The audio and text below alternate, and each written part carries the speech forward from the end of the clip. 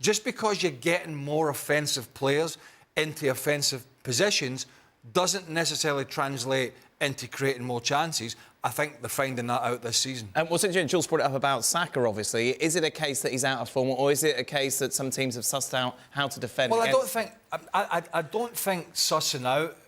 I think you could just say the more experienced he gets, the more of a marked man he is. Right. Now, we know he gets a lot of treatment, so do a lot of players, and players are looking to rattle him. You can see clearly recently he has struggled. Yeah, he's getting plenty of shots away in the 7 games that he's played, but he's not very productive with it, and he's not looking a threat in front of goal. And look, I said yesterday during the game, you know, sometimes Joe Gomez is a pretty good one-on-one guy. Yeah. When he's defending, we can, you know, sometimes Gomez is in the wrong position as a full-back. I know he's playing left-back yesterday or whatever. He gets caught maybe sleeping at the back post. But one-on-one, he's big and he's strong and he's quick, and it was always going to be difficult for Saka. But a lot of teams are doubling up on him. Right. A lot of teams are doubling up on him, and he's finding that difficult. And I think he might have to get to a point where he's pulling players, and the best players do this, where he's dragging 2 or 3 players in, and then he's feeding the ball off nice and early. And Arsenal are utilising that extra body, and others are going to go and take up the mantle. But they're going to have to do that. If you're Arteta, what are you saying to Saka, Stevie? He's going to have to. He has to make better decisions. You know, again, we've just shown the XG and used that stat. Times. Times. And we used that stat, but then we just showed that Saka's had 29 shots. Now, somebody looking at that will go, well, if he's a 29 shot, the problem is 20 of those shots are bad decisions, because there's no way. Yeah. They're hitting defenders' legs or hitting a defender's body, or the shot's just not on, and they're doing things they shouldn't be doing. Plus, you add that to teams are sitting deeper. You know, last season, with extra space and the pace that Martinelli has and Saka has and the way Odegaard could pick a pass, it was perfect for them. But this year, everybody, including Liverpool, in this game yesterday, are sitting a bit tighter. So there's less room. There's less room to manoeuvre, which is probably a reason why he's got 29 shots and it's hitting everything but the back of the net. I might be wrong, but I think maybe I'm wrong on this. I just look at like he's a player who has just lost a wee bit of confidence and he's doubting himself a little bit, because I'm not talking about the one he shanked yesterday at the back post in the second half, which wasn't great. But how many times have we seen this super talented guy at the moment beating defenders? Right.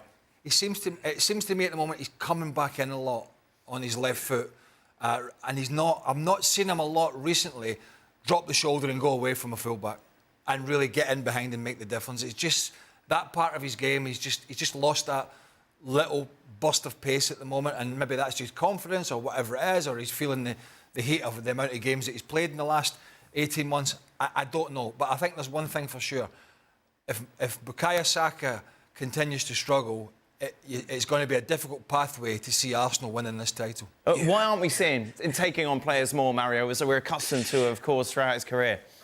I think also, you know, if you look at the game yesterday, you know, Klopp played, a Gomez there with a right-footed player playing against a left-footed. So you know that Saka likes to go inside.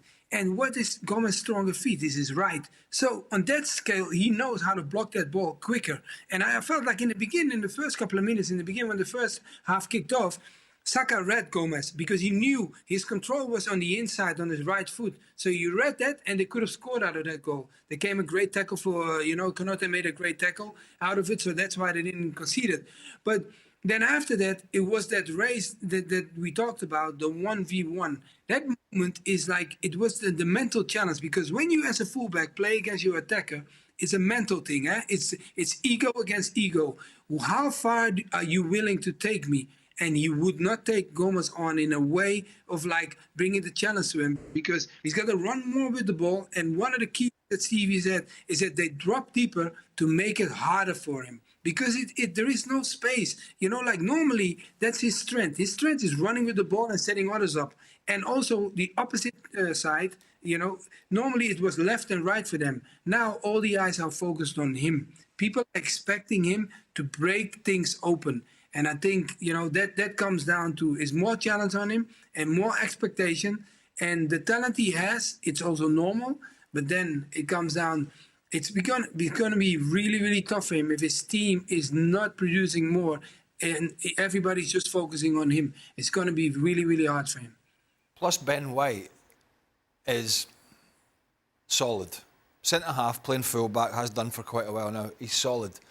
But you don't really... He's not what I would call a full-back who you have to really worry about. I mean, you got to keep him in your thoughts and where is he.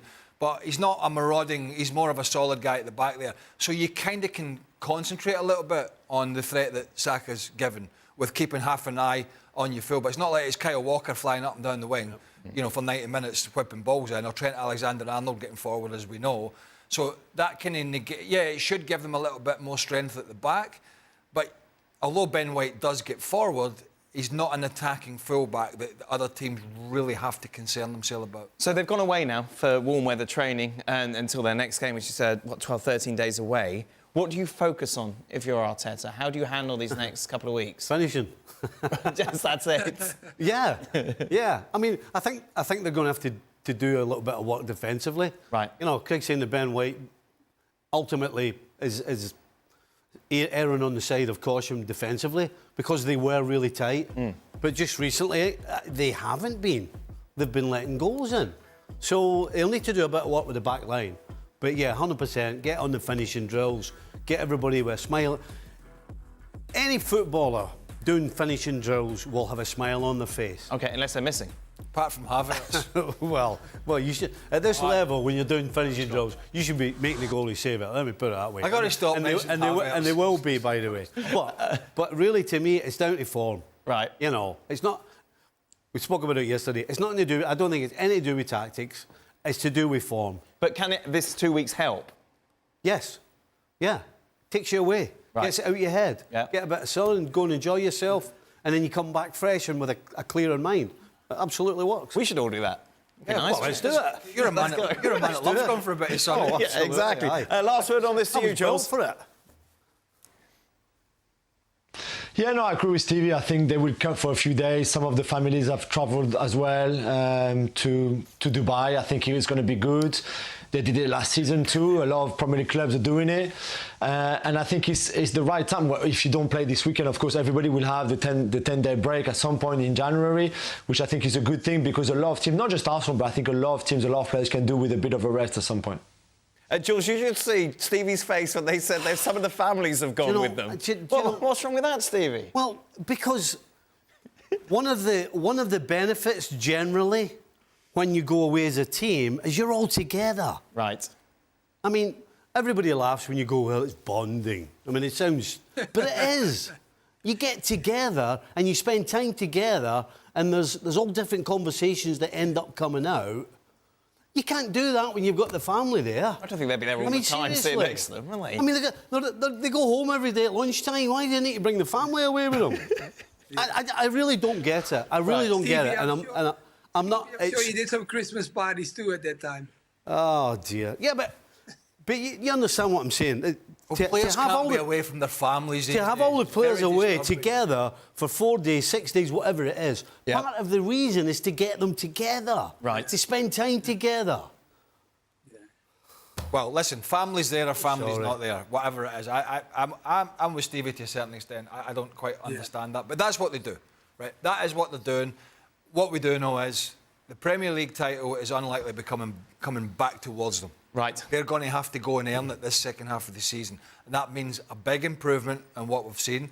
They're capable of doing it. There's no way we're writing Arsenal off. But at this moment in time, after last year's excellence for 80% plus of that season, Mikel Arteta finds himself in a bit of a quandary at the moment with his team selection going forward.